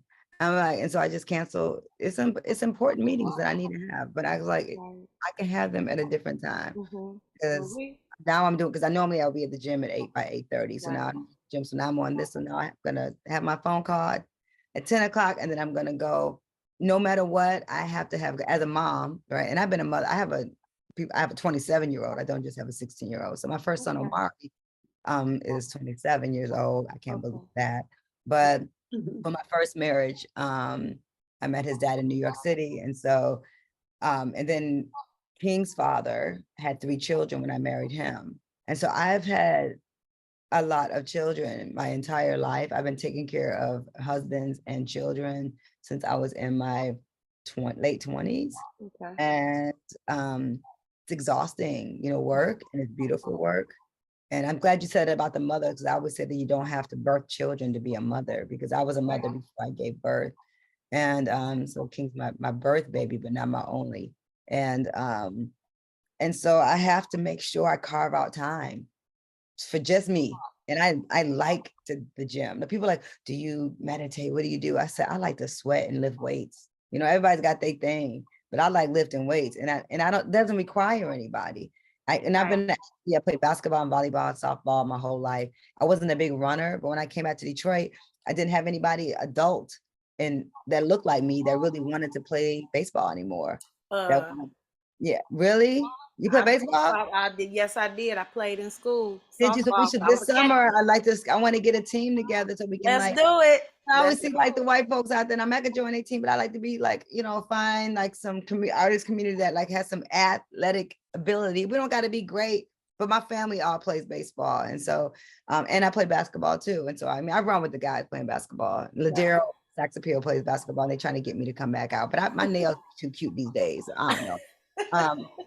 But I will put on a glove any day. And listen, ain't nothing like a good cowhide. Ow! I love to hear that smack. Yeah, come on. So we should do like an artist, or do like a charity game this summer or something where we raise money for some, you know, for my nonprofit, because I need some whatever. Do that. You know what I'm saying? I'm talking about other people's nonprofit. I was like, I need some nonprofit money. But yeah, just so I started running because I had no one to play with. So I started running marathons, like did a half marathon, I did a 10K. I never, you know, I trained for them and started running, but now the running is not good for my legs. All that sports has caught up with my body. And so the lifting weights, people don't tell girls and women about lifting weights, but lifting weights is such a good thing for your body. You know, you're almost like encouraged to not do that. So you're not supposed to look strong and muscular, but I want to look strong and muscular and not in a big like bodybuilding way, but just strong. Tone it up, make it cut, a little cut. Yeah, I want my what they call the Michelle Obama arms, you know. So just, I mean, and for me, it's not even about the vanity of it. It's really, some of it is, but some of it is because I feel really good, you know. And I just need something I'm doing. Like the acupuncture was just because I wanted to do I wanted to have some acupuncture. And now, how did that feel? Do you feel the look? You never had acupuncture? I went. How does that feel? The pins, you know, do you feel the pricks? It's fantastic. I was scared of needles when I first did my first acupuncture section. It's because when I gave birth to King, I got tendonitis and carpal tunnel in my wrist, and so literally I couldn't hold King. I would cry because I'd be scared to hold my son, thinking I would drop him. My wrist was so weak. So the only thing that doctors offer for that is cortisone, and I'm nursing cortisone or surgery. And it's nothing has changed. I've been having this pain in my knee. I just went to the doctor, the athletic doctor. I have my insurance, and all they do is do an x-ray, say, hey, you don't have arthritis, nothing's wrong with your bones. So you can get an MRI, but that means you're headed to either surgery or you want cortisone for the pain. That's all they offer. So I went to Dr. Chu in Atlanta, who's a healer. I don't even know if his brother is still with us. I'm hoping, but he's was a wonderful healer. It is a Chinese medicine, right? Uh-huh. I do go to people who are Chinese. So I went to Dr. Chu, and he gave me a third eye, what do you call it, a third eye balancing on my body. They put the needles in here. This is a person I didn't like needles, but no, the needles don't hurt, by the way. They're very, very thin, and you put them on your nerve endings, and it's a sensation went through my body that was amazing. And he healed me. He healed my wrist. And so it was like maybe not till like 10 years later that I started feeling weakness in my wrist again. But I never even went back to a follow-up. So I swear by acupuncture. I don't get it often. I went to this young sister named Ruth. She's a white woman in Livonia who has a wellness center. And my friend Drake Pfeiffer went to her, and I saw that he posted, and I was like, oh, I'm looking for a place. And I just went to her, and within 2 seconds realized that we both were friends with Ann Parsons, who passed away, who worked with the Detroit Symphony Orchestra. Within seconds, I said, oh, I was with the DSO. She goes, oh, I know someone. My friend passed away. I was treating her when she had cancer. Her name was Ann Parsons. I was like, that's my friend too. Like, so it was just, so I'm going back. I'm taking my mother back. We're going back on. My mother has a little arthritis, and she's having some movement issues in her hand, and she's also fighting cancer. And so we're going to go on Monday. My mother's never gone to acupuncture. I'm taking my friend William Malcolm. He's never been. So I would encourage you, if you have any kind of pains in your body at all that you're dealing with, that it does help. Like yesterday was my best day for my knee in a year. So, and I can send y'all the place, the wellness. Yes, look, because I know we on the chat, but I'll find it. If I send it to you. Yes, I'll send it to everybody. Oh, so I got it. And you can go as a group. So you can go to group acupuncture. It's cheaper. Wow. So for one session by yourself, it's like $100. That's more needles. That's full body. But if you want to go for your first time, this group can go and schedule it. I'll give you the Instagram page too. Okay. They encourage like a lady, to have like a happy hour instead of getting drunk together. Go get high on some acupuncture. But there's a feeling, like there's a sensation. She was doing that was going through my pinky. That was like, almost, it was deep. It was hurting, and the throbbing. And she said, there's some kind of, it gets rid of energy that's supposed to be out of your body. Okay. So stuff that you didn't know needed some attention, acupuncture will find it. It will find it. And so you're saying that obviously it's probably a miscommunication. So when you do the acupuncture, it recommunicates, or I don't know. I'm attempting to make words out of what neurological connection. Your brain, it's connecting your nerves. Your brain is, it's your nervous system. So it's dealing with your nervous system. Okay. Definitely but the sister Ruth can tell you all about it, and we should go. Let's go. Field trip. We got another field trip. Oh. We need to write all these trips down. We got a lot of trips to take. Well, this one is an easy one. It's 15 minutes from where I live. So I mean, it's you will feel it, and you can tell her, like, if you're working on something for your knees, or if it's for your, and she'll concentrate on that area. So for me, it was my knees. And so she did something to help me with my knees. But the needles are very slight. And I'm a person that doesn't like needles. I've had tattoos now, so I've gotten past my needles. I'm a little scared, but it's nothing you can't handle. It's not nothing. Right. It doesn't I've done the one with the ears. Sister Adela did my ears, and I was like, whoa. I had needles in my ear as well. And I had my Alice. She had music playing. She had the ocean playing, but I put Alice Coltrane in my left ear, and so I had Alice Coltrane in the ocean because I had to have my own little music, and so it was probably like the most relaxed my body had been, and so I swear by Lisa Hillary, who's the yogi I go to, and her massages are the best. I know about Lisa. She's a gangster. I love her. She's a gangster. She's a healer, and I mean her massages keep me going. So please, like, we must take care of ourselves. We take care of our children, take care of our partners, we take care of community. I have learned at this point in my life, at this age, that I have to take care of me. Especially all these young guys keep on hitting on me. I wish they were gone somewhere, leave me alone, these little millennials. I've been saying, I got to get out the 90s. I said, they don't know how young I am. I said, y'all know how young I am? Y'all don't know. I mean, I know I've been here for centuries, but I'm quite young. But they can't really keep up.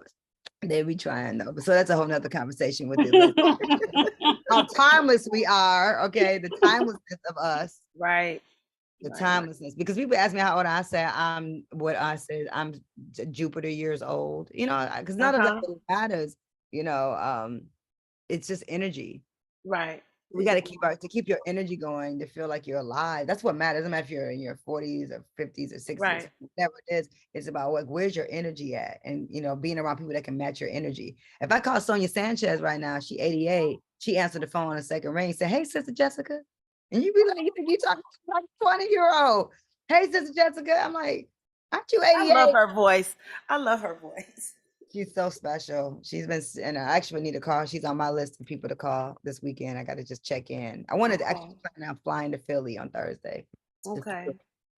A check in on her porch, but I'm gonna give her a Yes. call. All right, y'all. Hearing this wisdom from this young elder. Look, a young elder. Thank you. I'm not an elder. I don't feel like it. I feel like I'm always just, they gotta have friends who are 30 years older than me, you know, so I can feel like I'm a young, because, you know, I caught the song, oh, you're a little young, you know, you, Right. oh, how old are you, you know, you're such a baby. I love it. So, you know, Yeah, they, you know, to the elders, will never be grown. You know, that was something that trips me out about parents. Like, I don't care how old you are, you're still their baby. What? Yeah. Even though you 50, 70, they still talk to you like they're, and you are their child. It's always going to be that. But it's also what I'm saying, though, also making a point to make sure that you have friends that are older than you. Yes. And that are younger than you. So I have friends that are older. Like, it's not, and they don't talk to me even like I'm a baby. It's like they know I'm younger than them, but I mean, they're my friends. Like, and so, you know, and we talk about all kinds of stuff. We talk about our relationships. We talk about love. We talk about parenting, motherhood.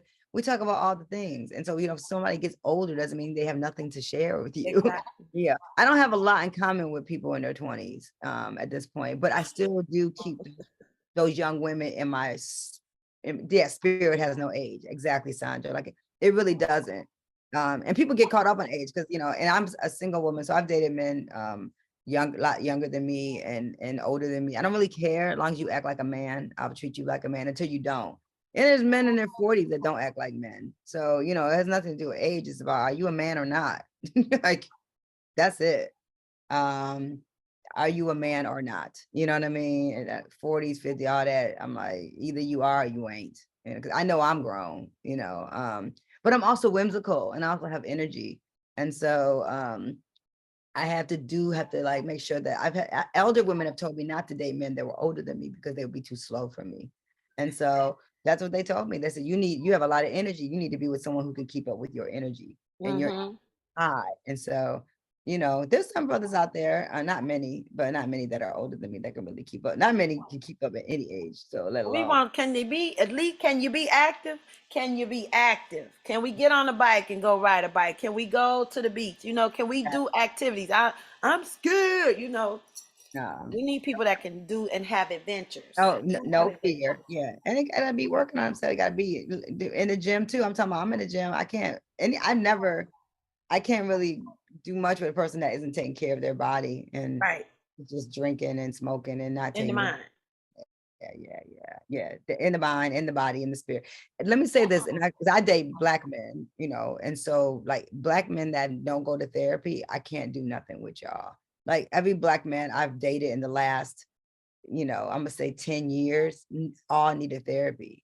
They all needed to go to therapy, and some of them, amen, go. That may be the date.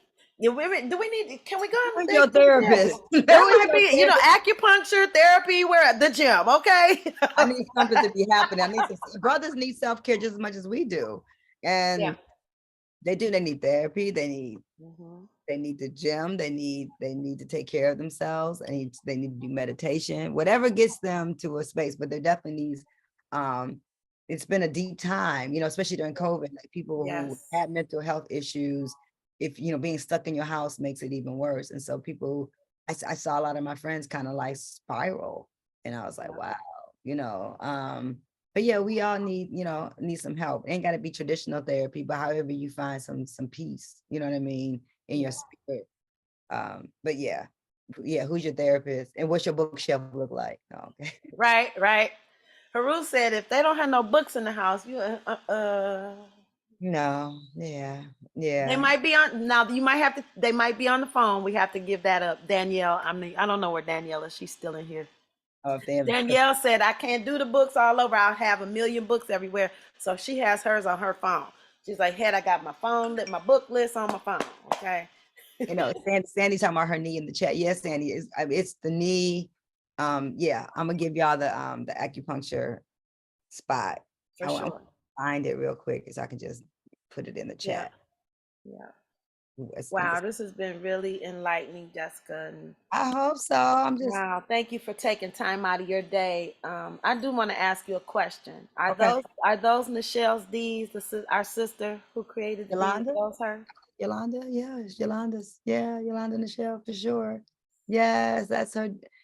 And all of her D's that I have, I cherish them even more now, and I wear them. I wore them all the time anyway. And I have the Black Woman Rock glass piece that she made for me. Wow. Yeah, what a big loss for us, right? And so people ask me about her, I get moved, I'll be in the airport, like, oh, who made your earrings? And I'm like, our sister Yolanda, who passed away from cancer. I mean, I talk about her. I said she was an icon in the community. Yeah. I just talked to her at the DSO. I was sitting next to someone and said, I like your earrings. I said, and then people, because Black women are, it's a tribal thing. So sometimes they think Sidney James, because Sidney James painted Halima with the earring on Grand Boulevard. So people think I'm Halima. So I was like, no, I'm not. They were like, I used it, Sidney James earrings. I said, no, this is Yolanda Michelle. Right. I said, Sidney James painted Yolanda's earring, and they're like, oh, that's you on the mural. I said, no, that's Halima Cassell. I said, it's just a tribal thing. One's a painter, one's a poet. Right. We all, it's a tribal thing, but we're not all the same Black woman, and I'm not Sabrina Nelson either. Right. So yeah, Etta had her D's on last night, and I wanted to ask about them. But let me share this. Where do Black women go to grieve? P. Marie and Etta have a space for us to talk and whatever it is we need to do there. We were in that session last night, and I want to make sure that I promote that. We get together either on Zoom or we want to be out and about on our next session. But get together and talk. Where do Black women go to grieve? That is a special place for us to have and be. Okay, Jessica just posted in the chat room. Hit that link, everybody. And ask for Ruth. That's her. Yeah. Ask for Ruth. Okay. Yep. So Jackie, you have a question or comment, concern? Just a comment. Just thank you so much, Jessica Care-Moore, for being here. It's nice to meet you. And I live in New Jersey, 20 minutes from New York. So I'm going to get that April 7th and April 8th. Please come. Yes, April 8th. Come to the real show. The 7th, we're still working out our keys. Come on the 8th. Yeah. Okay, cool. And I'm a jazz musician myself. I'm a jazz singer. Okay. So it's lovely to meet you. And the Jersey is one of my joke is that I'm gonna, secretly move out of Detroit and come to Newark so I could be with Mayor Barack, my brother. I'm gonna give Mama Hat my information to give to you, and just let's stay connected. Yeah, and I was just at New Jersey Performing Arts Center with Christian McBride. I teach there on Saturdays. Oh, and Christian is my brother. I used to sing with Christian. If you said Jackie Jones to Christian, he will know, and his wife and everything. I know them. November. Did you come to the show in November? It was me, Rakim, it was Christian McBride. It was a huge. Well, I teach during the day, and then I'm usually working at night, singing at night somewhere. So wow. Okay, so that's deep. I gotta tell Kristen that I met you too. And as Mayor Barack is supposed to bring a Black Woman Rock to Symphony Hall, so we waiting for that day. That's so great. I love that he's up there. I love it. I published his book, Black Girls Learn Love Hard. So I published his first collection of poetry, and More Black Press is going to be doing his next book. So yeah, the Baracas are my family. I was in Ghana when Raz was getting married. Oh, so I'm so proud of him. Me too. So y'all already family, Jackie. You're right. Already family. I was in 7th and 8th grade with his brothers, Obalanchi. We went to 7th and 8th grade together. So wow. That's so awesome. All right, so we'll make sure we connect. I see you down there, Jackie Jones. I can find you on Instagram and all that. And JackieJones.com is my website. Okay, good. I got you. Okay, yeah, I'll see you in April. I'm excited. All right, y'all. Anybody else have any questions, comments, concerns, field trips? I want to say this you talking about the knees. My knees are bothering me, and the diabetes is trying. And so I'm all in to. Yes. Yeah. Yeah. My mom also has diabetes. And so that's why I'm taking her on Monday, because she's dealing with all the things. And so Yeah. tell Miss Ruth that I sent you. And I do think I don't know if she's the best, but I had a good experience with her. Okay. Really good experience with her. And I'll see if there's even some other ones that are in the city. I believe that you to go with the people who created the practice, but Ruth sounded very, she was a nurse first. So she didn't come into it just as getting a certificate. She was actually a nurse practitioner. And then now she's completely doing holistic, stuff and doing the acupuncture. Okay. But I think it's good for anybody with any kind of pains. Yeah. It helped my knees. It was my best. I had my workout yesterday and my knees, I didn't feel anything in them. And so, but the group is only $50 a piece if you go with like more than one person. And it's just, Oh, great. You can book it together so you can go with like somebody, and then it doesn't feel impersonal. I was in there by myself and one lady came in, I didn't care. She came in, I was leaving. And people getting acupuncture are normally pretty nice people, but yeah. And I just put the carcenter.org, the website there. Okay. So, see Vibe Sessions is right there, very prominently displayed. And for the show, I would love to see y'all at Vibe Sessions. It's a good time. And it's an early evening. So it's not no late night. Because people like, they go to stuff and it's like the kids want to start something at 11 o'clock. And nobody trying to start nothing at 11 o'clock. So we start, the DJ gonna start at like 7:30. And then we start the show at 8. And then we're pretty much done at 10, y'all. So you know what I mean? We don't. Yes. Yeah, unless you're lingering, you can get it in and you can go home. And so I tell people that it's an early evening there for the Vibe Sessions at the Car Center. So yeah, come get some art is healing too. Yes. So yes, we have so many different modalities to use for our health and wellness: movement, music, meditation, poetry, books, reading. These are all meditations, if you will. People singing, people listening to songs. It's therapy. This, to me, this show has been my therapy. This show has been us doing it. It doesn't even feel like a show. It feels more like us gathering as sisters, and like we're in college and we meet at the community room every morning, because we do this Monday through Friday, Jessica. We're here, and it's like Sheila said, Queen Aduni said, she's been at this for a year. I think I joined on in June.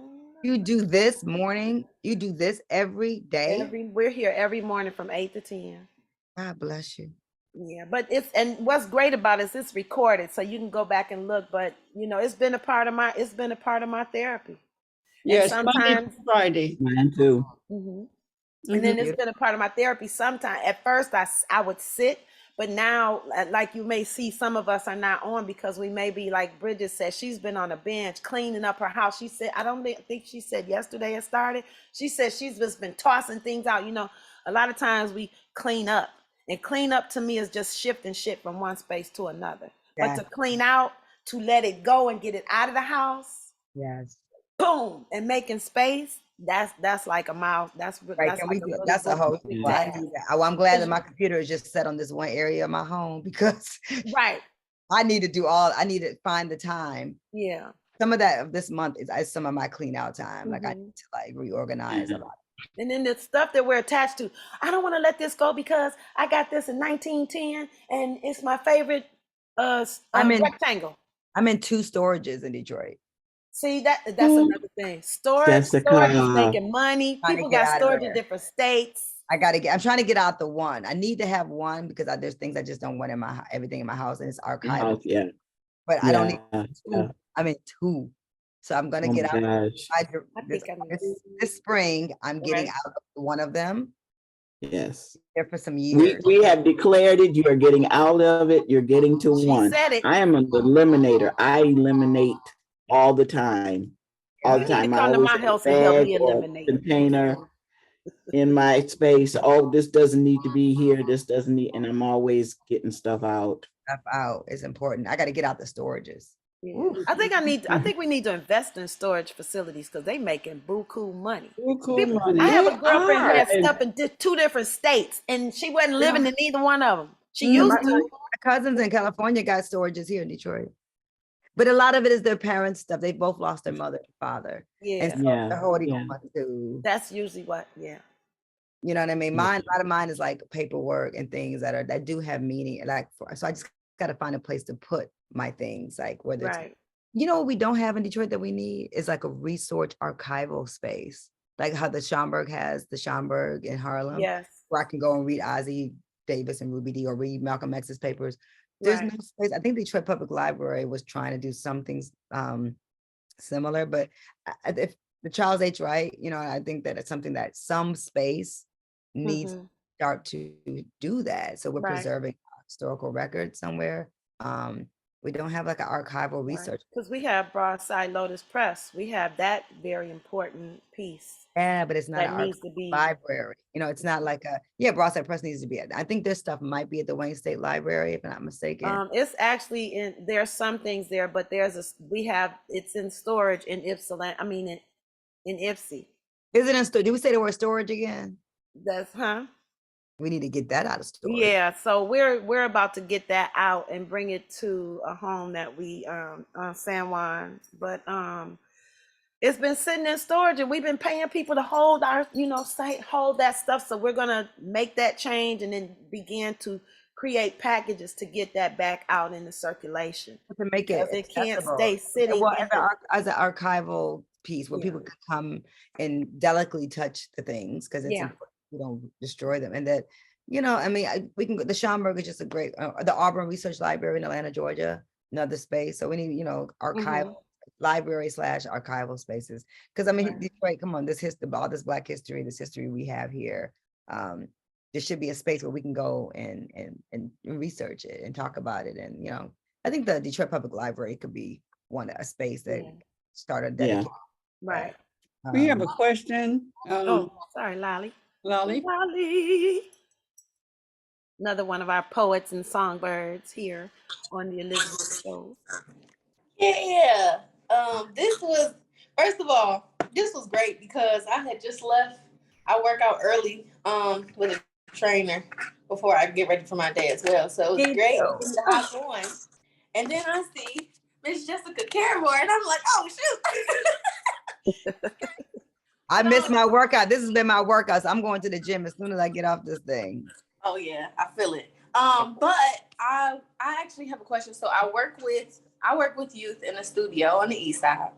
And I help them to write and record and get their ideas out and podcasts and all that fun stuff. But so often I'll hear them say like, oh, I can't do it. I can't write. I can't. And I'm like, well, tell me what you can do. And they have so much trouble sometimes telling me what they can do. And so I'm like, I don't want to hear anything else. So you tell me what you can do. And we work with that.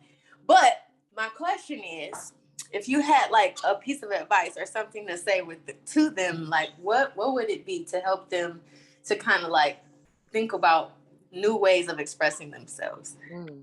I mean, you're already doing it. I mean, the word can't has to leave. You know what I mean?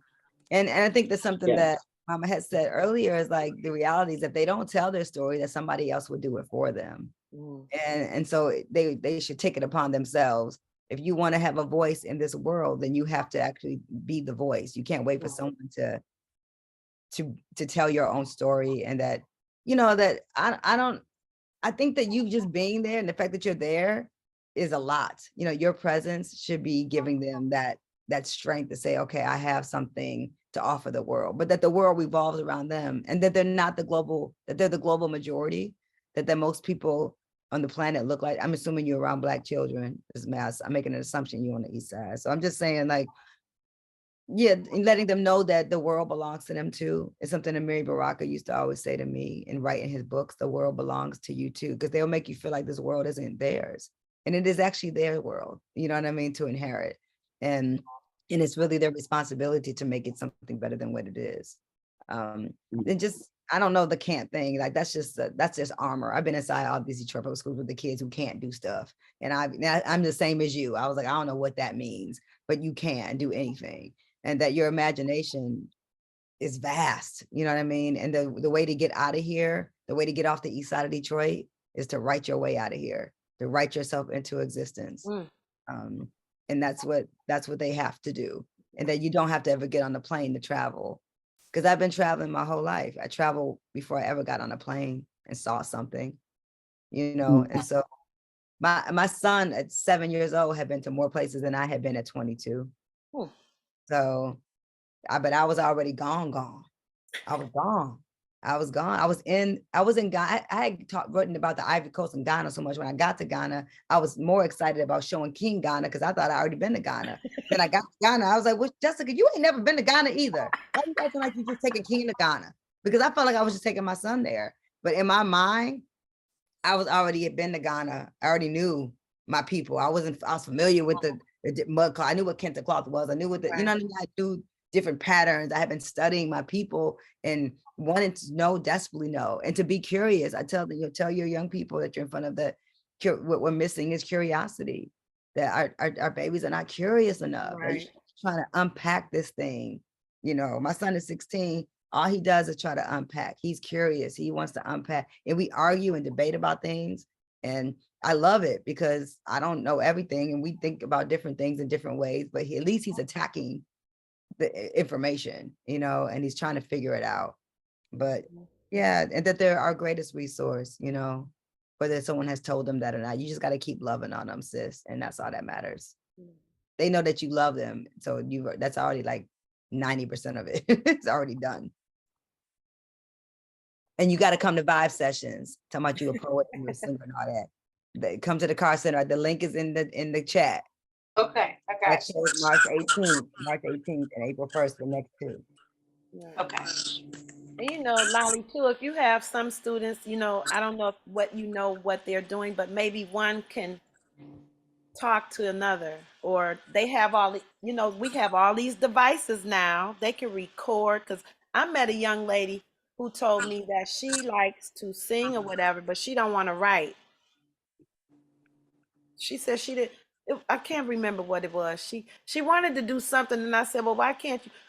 She said, I don't like to perform in front of people. I said, and why don't you write it down? Why you don't write your songs? And she was like, oh, like she didn't think to do that.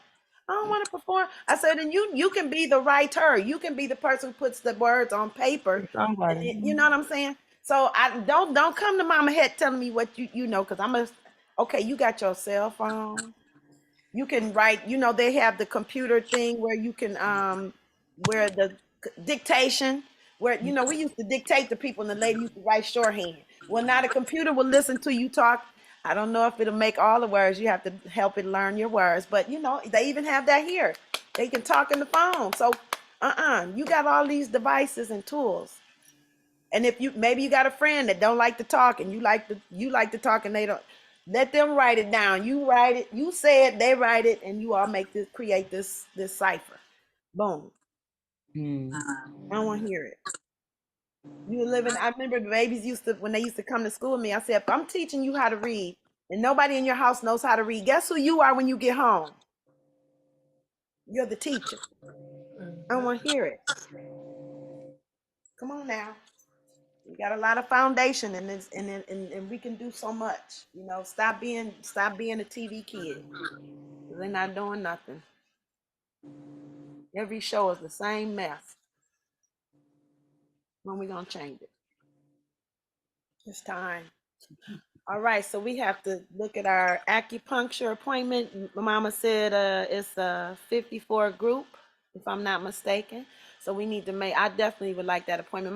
My cousin wanted to take my mother to acupuncture, and I think she thought about it and she was like, oh no, I don't think I can do that. I was like, oh man. We wanted to find everything that could help my mother. She was diagnosed with ALS in 2012, I believe. After they've been treating her for all these other things. You know, they kill me that they don't go back. And once you find out that something else is something else, then when do you start the assessment over?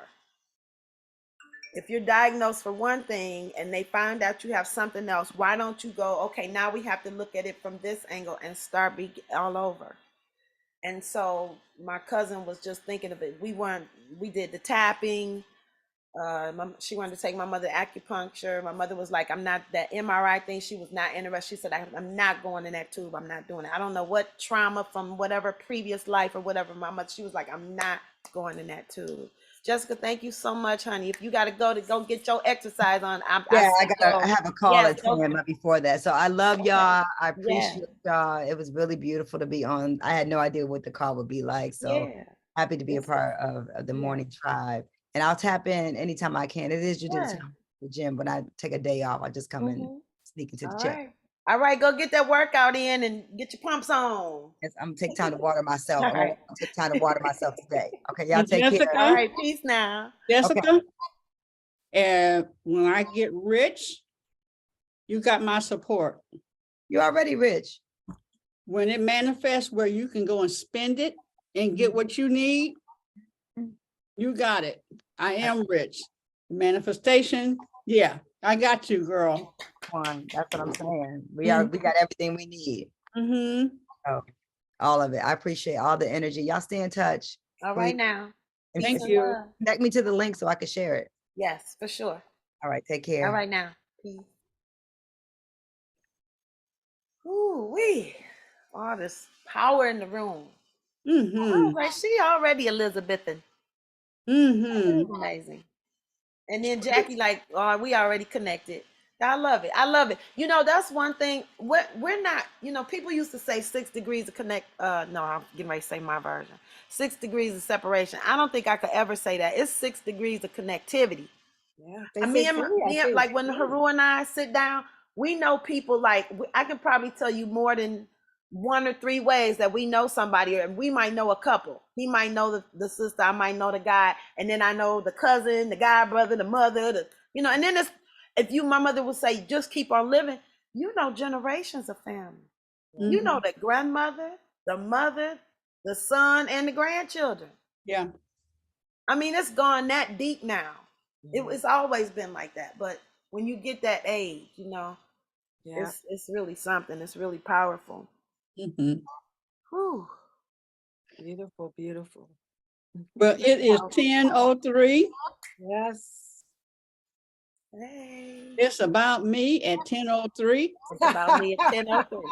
Amen. It's about creating a fun day. Yes. Great show, my queen. Great show. I've seen her one time, and I've never been to the Black Women Rock. Never been, but I am going, and I want to go see the vibe session and those things. And I would love to go to New York, to Jersey. Come on.